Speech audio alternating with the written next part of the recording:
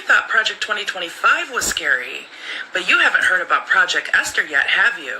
While we've all been distracted worrying about Project 2025 and looking at statistics to see how much of it has actually come to fruition at this point, back in October of 2024, the Heritage Foundation submitted Project Esther, and I'm telling you, it's 1,000 times worse than Project 2025 could ever dream of. Project 2025 is just the beginning of this manifesto. And making a comparison, The Handmaid's Tale, that was the first book.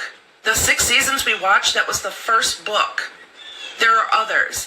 Just like Project 2025 was the prologue to what's about to happen with Project Esther.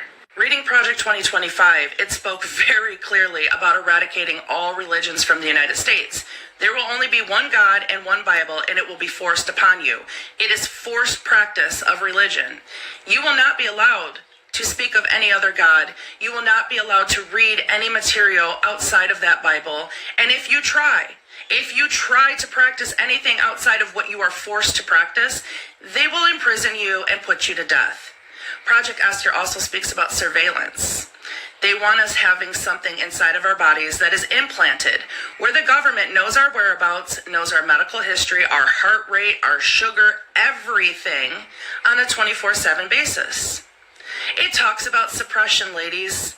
It talks about the fact that we are no longer considered people.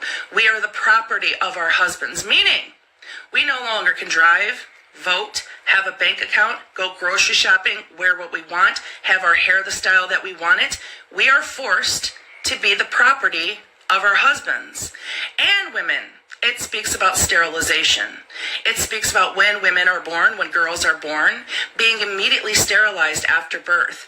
And when you become of age to have a baby, they will grow said baby in a lab and implant it in you so that they can have the white male child that they want for this Project Esther to come to fruition. According to Project Esther, there is no more LGBTQI+. It's gone. It's eradicated because there are no more lesbian and gay people in the United States. That's right. If you're male and you're gay, you have an opportunity to become straight. And if you choose not to become straight, then you will be put to death immediately. And women, they don't really give a fuck if you're a lesbian or not because you still have a working womb. So you'll be forced to marry a man anyway, and oh well, just deal with it. Project Esther isn't just a legislative plan. It's a theological plan as well, with roots in dominionism. And if you don't know what that means, it means having control over all living things, human beings, plants, animals. It means that as a man, you control everything like a god. It states very clearly in Project Esther that it has been written to replace the Constitution of the United States with biblical law. That is the whole purpose of Project Esther. Criminalization of abortion with death penalty being the reward will be a national thing for all of us. It won't matter state by state anymore what your governor and your senators say. As a nation, abortion will be criminal and you will be put to death. All public and private schooling will be completely eradicated. All children will be homeschooled through religion. And the best part, chat, for anybody who resists, for anybody who defies this particular law, there are re-education camps to repurpose your brain, to make you more compliant and willing to be a servant of Project Esther's law.